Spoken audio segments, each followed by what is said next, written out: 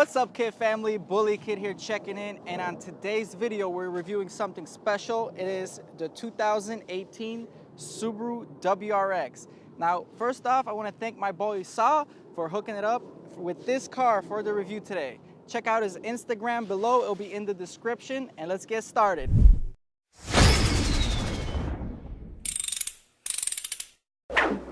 Alright guys, what we have here is a beautiful white Subaru WRX. Now this thing is exquisite and it's one step below the STI, but in my opinion guys, after you drive this car, you won't even care about the STI. This thing is a budget-friendly race car. So let's check it out. Let's check out the exterior of the car first. Coming in from the front, this is the limited edition, so it has a little bit of quirks and features. First off, the front end is very aggressive. You got these headlights with these little halos. These are all LEDs, including the fog lights. The front end is quite stylish. It does have a sleek design compared to the older STIs and Subarus. You got this exquisite hood scoop, which takes in all the air to cool that motor. And we'll get to talking about the motor in a few minutes. But it's got nice shape, nice design, carbon fiber looking elements here. It's not real carbon fiber, but it does look good for the price point. One of the cool things is this STI lip is actually an add-on from factory from Subaru, and I think it really does a nice job for the front end to make it look lower and more aggressive as well. Coming around back of the car, you got this nice little lip spoiler, which I always love lip spoilers, anything that portrays that little aerodynamic of the car. Now the car is awesome because it's got this mean aggressive stance, as you can see by the arches of the wheel well arches from the front and the rear. That's probably my favorite thing about this car, because yet the front end is a little aerodynamic, but it's got that bolder, muscular look to it, which I love. The taillights also do have some LEDs on them as well, which is a nice touch. Coming around down, you got a nice little diffuser around back. This owner actually has an option again, STI catback exhaust, which sounds a little better, possibly adds some horsepower, which is not dynoed yet, but it looks fantastic from the rear. Nice stainless steel polished. And over here we got an aero splash guard, which the owner added as well, and in reality it flows really well with the car and makes the car seem lower to the ground as well. He also added the legendary mud flaps right here. All STIs should have them, or WRXs. And what it does is it also protects the paint from all that dirt debris. I mean, look where we are. And this is probably my favorite part again. It's these fender flares. They're aggressive, they're boulder-like, they stand out a little bit. It's like a little mini wide body kit, Libertyville kit, and I love it. Nice, beefy, juicy. And add to that, you got these 18-inch sport alloy wheels. Nice gunmetal finish, nice contrast to the vehicle. And these tires are Dunlop Sport Max in 245/40/18. And they balance the car off well. I even like the offset that these wheels come with because it looks fairly flush with the fender. And as much as I love these fenders, the only downside is these are non-functional vents, aero. They look good, but they are not functional. Overall, guys, look at the proportions of this car. It's just aerodynamic, it flows really well. I'm a big fan of this body style. It looks well. The stance for being a factory equipped sports suspension looks fairly good to me. And honestly, there's not much that you need to do to this car out of the box, which is one of the best things. Great value. Under the hood, we have a new, redesigned 2.0 liter dual overhead cam flat 4 boxer engine. Now this is direct injection. It's not port injected, it is just direct injected. It produces 268 horsepower and 258 pound-feet of torque. Now for this engine you need to run at least 91 octane, 93 is preferred, and the stock turbocharger is a twin scroll turbocharger, making it more efficient, producing more power on the low end and throughout the power band. The stock turbocharger maxes out at around 15.9 psi in factory form. Powertrain is sent to all 4 wheels using Subaru's systemic all-wheel drive system. It is distributed 50-50 from the front and the rear, and that is non-adjustable. Power goes to all wheels using a 6-speed manual transmission, which is very nice to have in this vehicle. If you're daring enough, this car will top out at 144 miles an hour in factory form.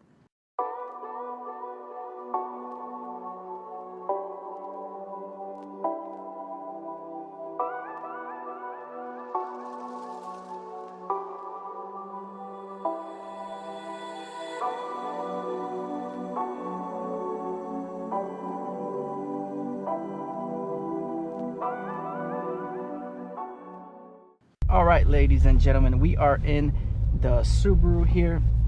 First impressions getting into the cabin. I like the fact that everything is dark inside of here. The seats are dark, the dash is dark, even the headliner is dark over here. Most of these cars these days are giving you light interiors on the top just to simplify it, make the interior look like it has more room. But we got an open road. Let's give a second gear little roll here, and whoa, off we are. This thing, well, when the boost kicks in, it really moves. And nice little flutter from that exhaust towards the end there. And I can tell you right now, the suspension felt really good too, going into that small little turn. Not too much body roll. But in general, let's go back to the interior. The interior, very simplistic in nature, and that's one of the best things about the Subaru. Anybody can get into this car and know which button to press, where to press it, when to press it. Flat bottom steering wheel, leather wrapped steering wheel with red stitching all around the interior. The steering wheel has red stitching, the seats have red stitching. The seats are quite good, even though these are not the Recaro options which come on a premium. They don't come on this limited. This is pretty much as fully loaded as you can get it, but they do feel really good. They look good as well. I got a lot of bolstering on my shoulders, right around my lower back as well. I feel pretty comfortable in here. Driving this car is fairly simple as well. I feel like I've been driving this thing as my daily driver now, and I just got into this vehicle. Gauges are real clean, nice red and white contrast.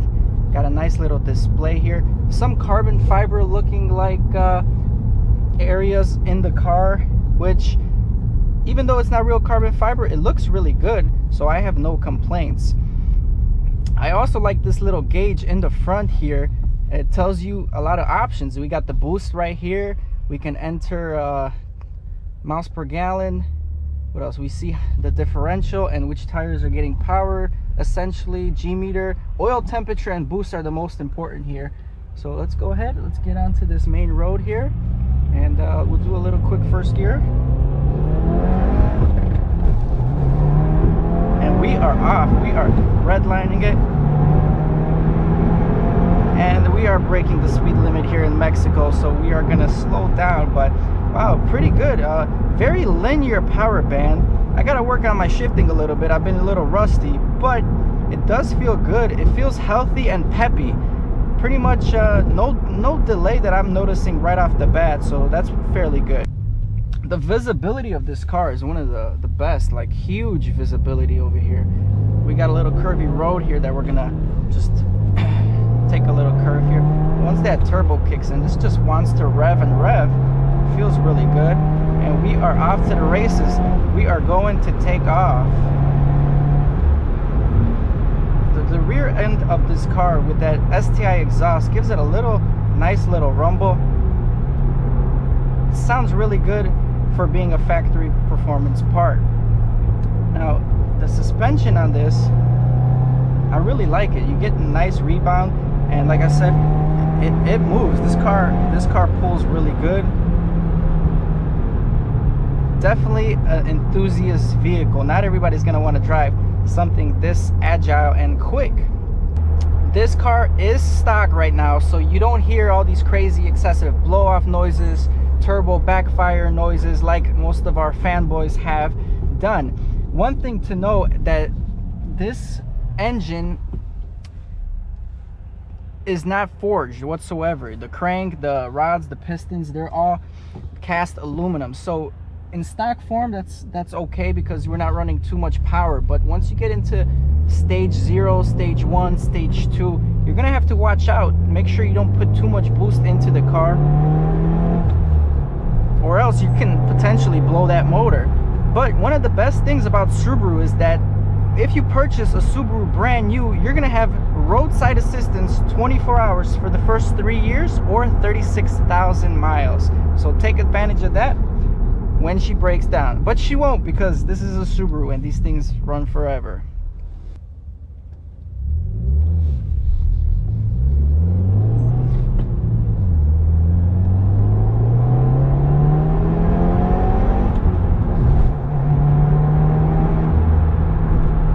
Yeah, she moves quite freely, quite good.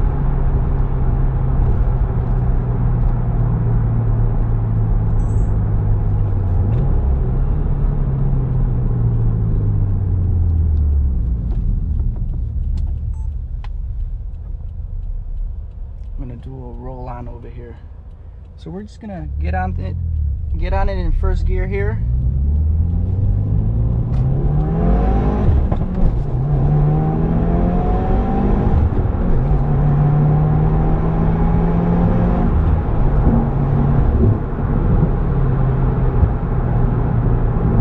Very agile. I mean, it seems like this doesn't feel to me like a car that's boosted because of how fast and the boost response is.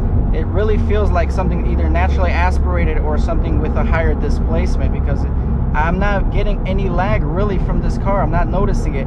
I recently drove the Lexus LS500 Sport Saloon, and even though that's a bigger engine and turbocharged, the delay on that was tragic. So this car definitely handles the power really well. They did a good job engineering this car.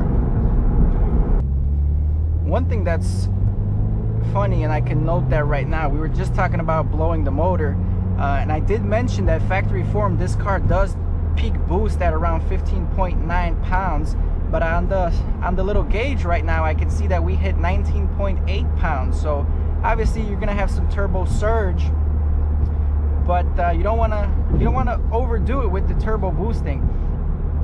The car feels light and agile. Even though it is a little over 3,300 pounds, it seems to be moving fairly light, like it's lightweight. The gauges are beautiful, the seats are great, the shifter's very notchy, the car is responsive, I like the feedback, and I really don't have that much complaints. I can see this being as a great performance car on the road or on the track. Rev matching, piece of cake. This car does not come with a standard rev match function, but I've done it a few times and I've gotten it right quite good. So it's not too bad. And the real enthusiast is gonna always want that 6-speed manual transmission. And it's always nice to practice your flaws. So if you're not that good at downshifting or heel-toe rev matching, you can always do that, practice till you perfect it. And that's one of the great things about a car that's so mechanical. You got an e-brake that you actually pull. You don't have one of those electronic e-brakes. So I get into this car and I know exactly where everything is placed and I'm in control. Now the only downside is this car does have electronic power steering compared to your back in the day rack and pinion, but they've upgraded it and they've done their tweaks on these electronic power steerings where it's actually quite good, and I don't really have too much complaints on the street for the power steering. This car does also come with torque vectoring differentials. So what it does essentially is it monitors the drivetrain and makes sure where the power is going. If you're taking a really tight turn, it's gonna put power down or take power away from one wheel and put it more towards the other wheel. So it helps with handling tremendously, and that's always running, and it's always trying to get the better dynamics of the suspension. So this car does have some competitors. You might say the Volkswagen Golf GTI would be a competitor. You might say the Ford Focus ST might be a competitor. The Civic Type R potentially. And what this car offers is great all-around performance with an all-wheel drive setup, and it comes boosted from factory, so it has a lot of potential to build upon. Now, the owner of this car, I'm trying to get him to upgrade the ECU, maybe do a Cobb Stage 0 or a Cobb Stage 1 or another aftermarket ECU upgrade. If you guys, you Subaru guys, if you guys know any good tuning softwares or what's the best route to improve the performance of the 2018 Subarus, give us a shout in the comments below. I'll be glad to read all those comments, and then we'll get our boy Saul into the modding game. We'll upgrade a little bit. Savage Geese, I'm not sure if you guys ever watched Savage Geese car reviews. Great guy down from Illinois. He did a review of this car, and he said it was cutting power like crazy. The ignition was cutting back, and he noticed that. Me personally, the car revs so fast that I'm not noticing any kind of ignition timing being pulled back. So I can't really comment on that, but it has been noted by other reviewers.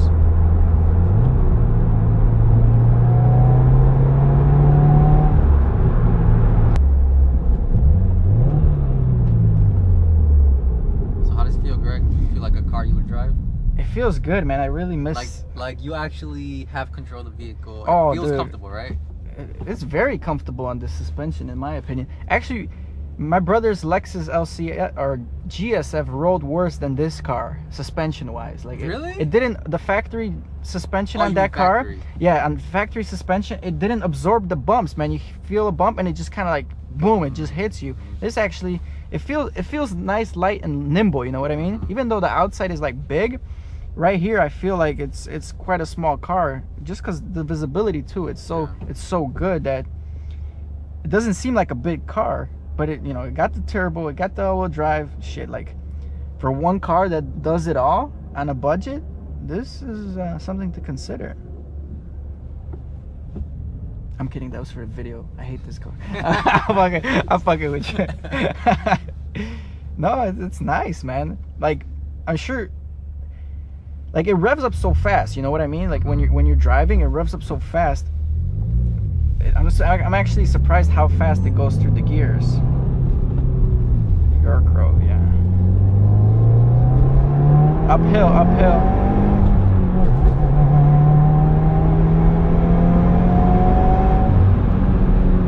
Yeah, there she goes, there she goes.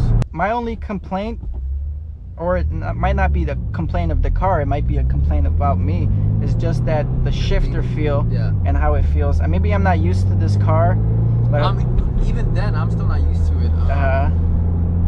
I was reading forums about the clutch, and people are like at 6,000, 8,000 miles, they're still trying to get used to it. Really? It's just, yeah. And like, I mean, it might just be how it works because of how the all-wheel drive system is, but like I remember my buddy's SI, like from first to second, it hits in and it just it makes you feel like a good driver because it's just so smooth and quick. Here with that little bogging, it makes me feel like, oh shit, like I can improve on that. I can improve, which is, you know, hopefully you can get better. You know, it's not like you're stagnant at that location, but it's, you know, overall the shifts.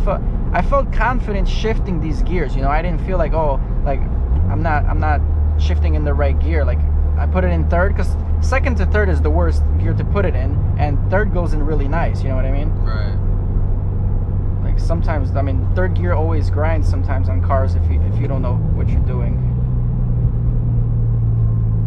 But damn, the suspension's really nice, man. Honestly, it's quite soft, which is good for over here. But it is a sport tuned suspension, which is newer and revised. Subaru said they are trying to make it more comfortable yet stiffer. I don't know how Subaru or any car manufacturer can make that happen, because typically you make it stiffer, it's going to be rougher on the road. But if companies are doing it, hats off to you. Definitely, if you can acquire both the soft suspension and the sport tuned suspension, hats off. And one last thing that this car has, which is a nice feature, if you're actually up on a hill, this car has hill assist. So essentially you can take your foot off the brake and it won't pull back, you won't roll down the hill. Once you start applying throttle and letting the clutch out, that's when they release the... Oh hell no. I stalled the car. Once you take your foot off the brake and start applying throttle, that's when the hill assist turns off the brake. So essentially you won't stall on an uphill start off, which has always been a concern for new drivers.